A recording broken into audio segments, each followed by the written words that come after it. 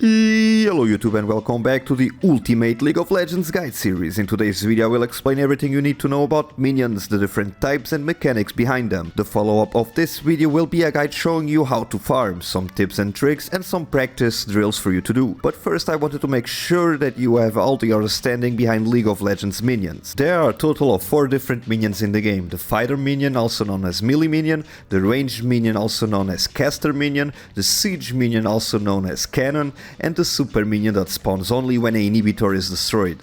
A normal minion wave is composed of 6 minions, 3 fighter minions and 3 ranged minions.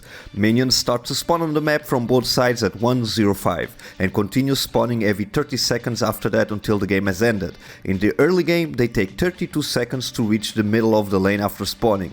Depending on where the current wave is in the lane, they may take longer or less time to get to the middle of the lane. But because the mid lane is shorter in length, minions arriving will only take 22 seconds to reach the middle of the lane instead of the 32 seconds that it takes for top and bot lane. Normal waves spawn with 6 minions, 3 melee minions and 3 caster minions. Every third wave until 20 minutes in the game will spawn an extra siege minion. Once the minions start spawning, every 90 seconds they will become stronger and increase in health, survivability and damage. In other words, every 3 waves passing, the ones following will be stronger. Until 20 minutes, each third minion wave will have a cannon wave which includes 1 siege minion.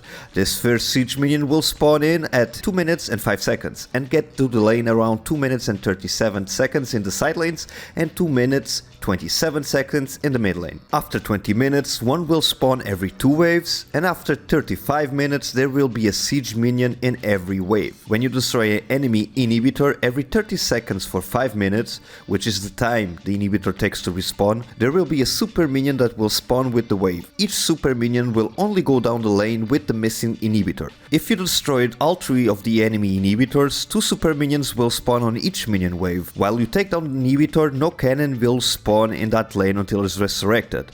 Outside the regular minion spawns and the inhibitors being destroyed, there is also the Baron Nashor buff that also empowers minions and make them faster as well as deal more damage. When you kill the Baron, everyone who is alive on the killing team receives the Hand of Baron buff. This buff gives your allies and your minions many different bonuses, which can allow your team to siege and take objectives with ease. One of the best buffs inside it is the bonus movement speed that champions can give to the minions when they are near them. This will speed them up and allow them to get to the action quicker. The overall buffs are as follows. The melee minions get bonus movement speed, bonus attack range, damage reduction against champions, towers and minions, and also bigger size. The caster minions get damage reduction against champions, bonus attack damage, bonus attack range and bonus missile speed. The siege minions get bonus attack damage, bonus attack range, making them actually be able to hit towers outside of the tower's max range, reduced attack speed but extra damage against towers, and bigger size. The super minions get the bonus movement speed and attack speed. Something that is overlooked about this buff, and a lot of players actually don't really understand how it works,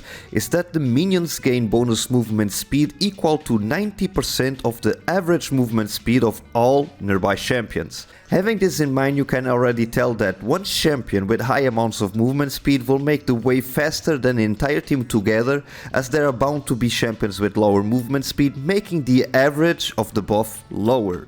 With this in mind, when you split pushing or pushing with the Baron buff, have in mind your teammates' speed and maybe have the fastest champion going solo lane to speed up that lane. So the next time you get the Baron buff, look at your movement speed and have that in mind. These are the basic concepts about minions that you should know as a player. There's a lot more information and mechanics behind that I would love to share with you in a future video.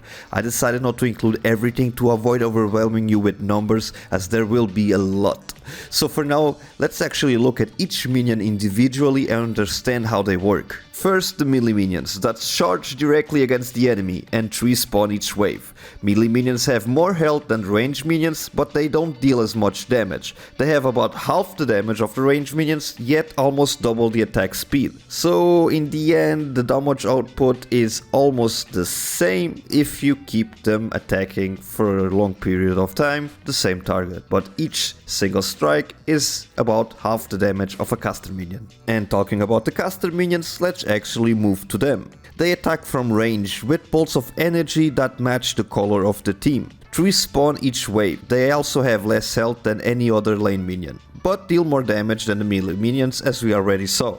They become more sturdy and powerful as the game goes on. However, during mid-late game they are considered just farm rather than anything else. Then we have the siege minions, also known as cannon minions. They are ranged minions mounted on a siege cannon. They also have more health and damage than normal minions and take 50% less damage from towers. They are meant to tank the tower damage and help you push the lanes if kept alive during the laning phase. Siege minions spawn every 3 waves, but become less useful as the game goes on. At 20 minutes in game, siege minions begin to spawn every 2 minion waves rather than 3. This is due to the change of pace in game, calling for stronger minions. And the point of this is to help to create closure to the game, having more pressure in the lanes and helping the teams end the game faster.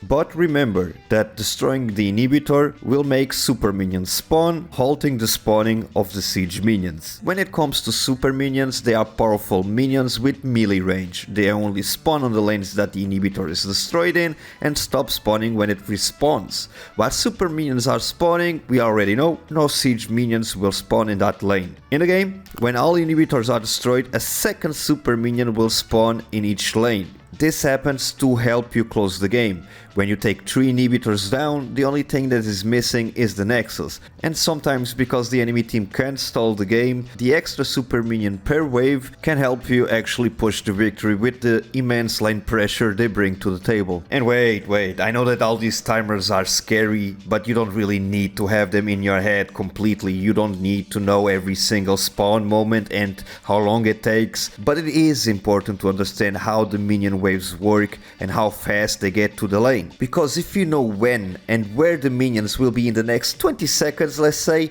you will be able to go back at the right time and miss out on the minimal farm and experience possible. This will allow you to stay even with the enemy and not fall behind. Backing at the wrong time or being killed ends up missing out in farming and CS, and that's devastating because will end up making you have less CS, less farm, which means you will have less experience and less gold. And one thing we need to understand about this game is that it has a very heavy snowball meta, meaning that who's ahead gets even more ahead, making it really hard to catch up with him. Therefore, putting yourself behind with the basic concepts and mechanics of the game is a bad way to start off, but I am here to help you with this. Just think about League of Legends a little bit like a race for resources.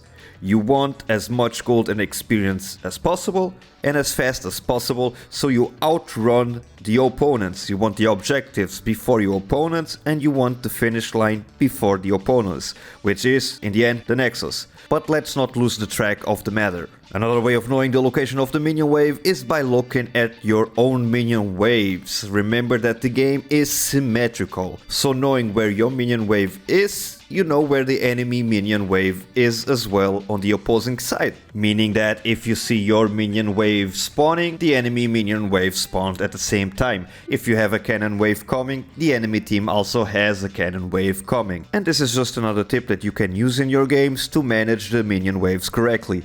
One thing to keep in mind is that unless you are forced to go back to the base, you should never try to recall on a cannon wave. A cannon minion gives more gold and experience than any other minion during the laning phase, so you need to try to get it with everything that you can. If the enemy gets a cannon minion and you do not, they will gain a lead. If a cannon minion wave has already started making this way across the map and has left the base, you may miss out on it. In the best case scenario, you go back before the cannon wave gets out of the base. Or, in other words, if you kill a cannon wave, that's the best time normally to go back. This way you can be sure to be in lane to last hit and get the experience of the enemy cannon. One thing to keep in mind is that you should try to back after shoving the wave into the enemy tower as quickly as possible. This will make the enemy minions take longer to reach your tower, making you lose less and having more time to come back to the lane. Also, if the enemy laner is not in the lane when you shove it, it will make him lose a lot of experience and gold because the tower is actually going to kill those minions.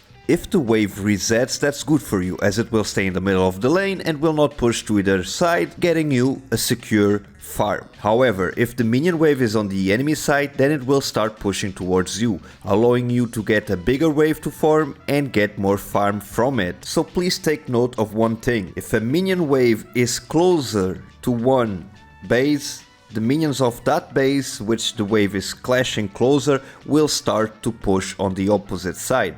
Meaning that if the minions are clashing near your base, your minions will start to push towards the enemy. And that happens because your wave is closer to your base, meaning that your minions take less time to get there, reinforcing the waves, making them push towards the enemy. And if you cannot push the wave quick enough, you want to start freezing near your tower instead. To do this, leave alive 2 or 3 ranged minions outside of your tower range and then recall as soon as they come into contact with your minion wave. But do not worry, as I will make a video completely focusing on freezing, slow pushing and fast pushing as well. But I guess that's enough for today, because this should cover all the basics of the minions in League of Legends. For the next video we will further explore the minions and how they work. I'm gonna give you tips how to farm, give you some drills to do, and all the nice things that you need to know to become a better League of Legends player, because that's the point. As always, I hope this video was helpful. Please remember to subscribe if you haven't, leave a like if you didn't, because you will get notified as when I upload new videos and helps me out a lot as well. Remember to be awesome and stay awesome. Bye bye.